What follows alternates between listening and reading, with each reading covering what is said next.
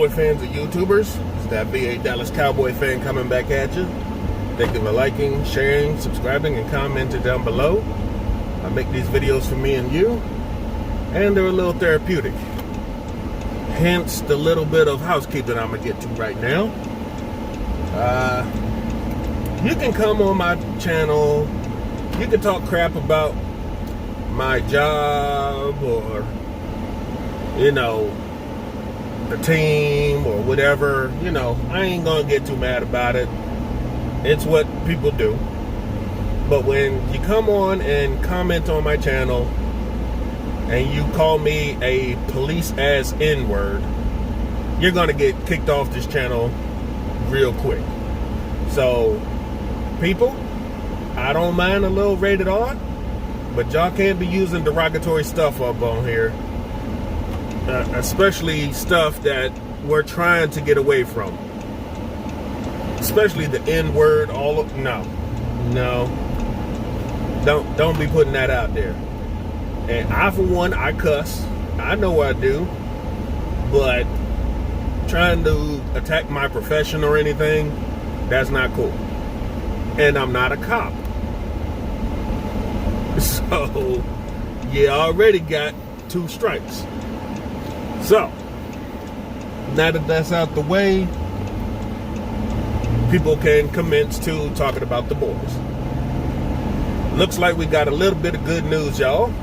It looks like Tyron Smith is on track to play against Cleveland. Wednesday, he was a limited participation in practice on Wednesday, and Thursday they ramped it up a bit, and they said, well, Mike McCarthy said that he looked to be able to do a full-on practice. Even though they put him down as limited, he did go through all of practice. So he's on track to return. And my hope is that he doesn't get in, play a series, and get hurt again. That for one. Player health is key right now, especially in his position. 2, it means we can afford to move Brandon Knight over to right tackle, which would almost solidify that offensive line, especially if Tyron Smith and either Joe Looney or Tyler Biadasz command that center position. That means the Wink Blink and Connor Williams won't be so big. At least they can cover up his deficiencies by the way they play, you know. As far as Leo Collins go, Mike McCarthy and his press conference today, pretty much nobody knows. Nobody knows what ails him. They know he's injured in some capacity, and they've said that if we were 0-8 and heading into heading close to the bye week, they'd have him go ahead and elect for surgery. Surgery for what? We're not exactly sure. It has been suggested hip surgery, and some have said if it's hip surgery, he might just call it a career already, because even normal people having hips replaced are never exactly 100% ever again. So you as a football player having to get hip surgery and then put on the poundage and the pounding that you take week in and week out, I don't think it's possible he can return. We might have to actually start looking into investing in the future of our offensive line again. It's been done, but right now it looks to be a weak link, especially with recent drafting, like Connor McGovern. They always say the nice stuff about him, that because of his injury and him having to come back with no preseason, he's slowly picking up the offense, but we haven't heard a peep out of him. Y'all keep deactivating him, so how do we know if he is doing anything, you know? Because we never see him or hear from him. So who knows what's going on there. But for the most part, everybody else looks to be, you know, getting back to health. Marcus Lawrence, he is probably the only one that can afford to missed time. They keep giving him rest days and everything. They keep saying it's about his knee. But I think his knee, coupled with his wife around now, is supposed to have been having a baby. They're giving him more time off than they want to admit. So there's that. Trayvon Diggs is now working through a knee and shoulder problem. And seems how he has been the only one taking 100% of the defensive snaps the last 2 games. I think y'all can afford to rest him. He's been participating in practice every week. They keep putting him down as a full participant, but the man is hurt. He may be not injured yet, but if y'all keep trotting him out there, eventually he's going to break down. And I don't want our rookie to break down in his first season, especially with the opponents we're going to have to face later on. And it's not like Deion Sanders is walking through this freaking door and playing at his prime.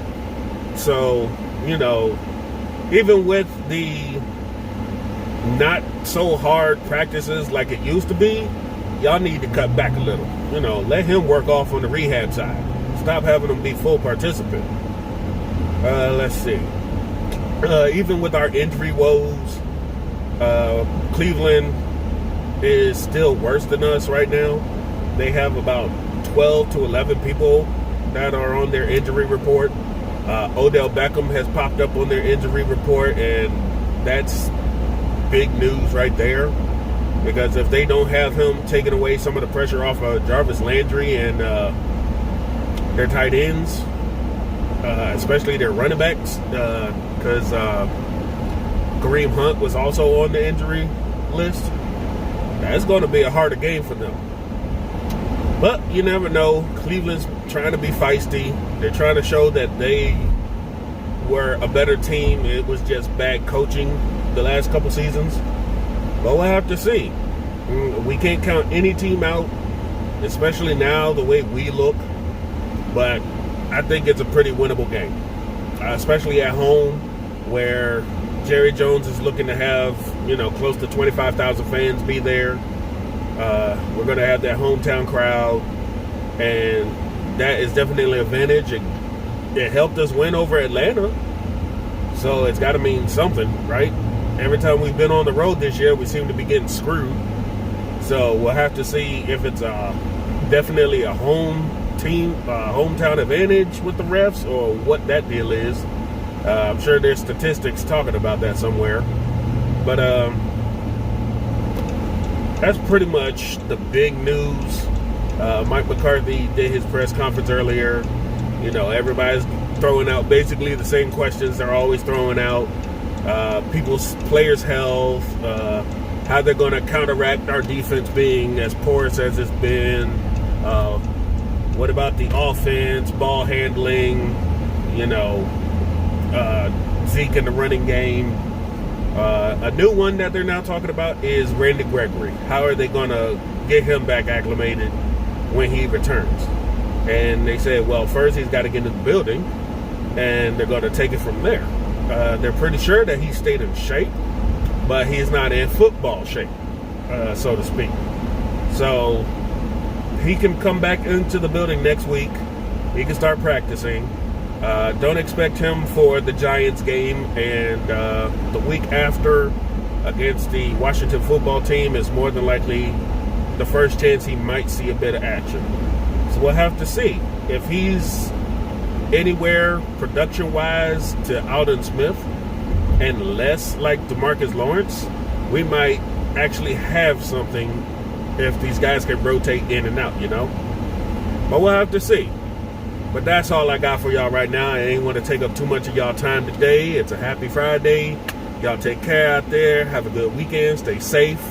Because if you didn't know, our president has tested positive for COVID-19. And when the president tests for COVID-19, what's to say anybody else can't get it, And he's supposed to have the most secure personnel and settings around him 24/7. So, be mindful of where you are, who you are around with, and take care of yourselves, If anything else comes out, we'll get it to you. Y'all take care. And be a Dallas Cowboy fan. Out.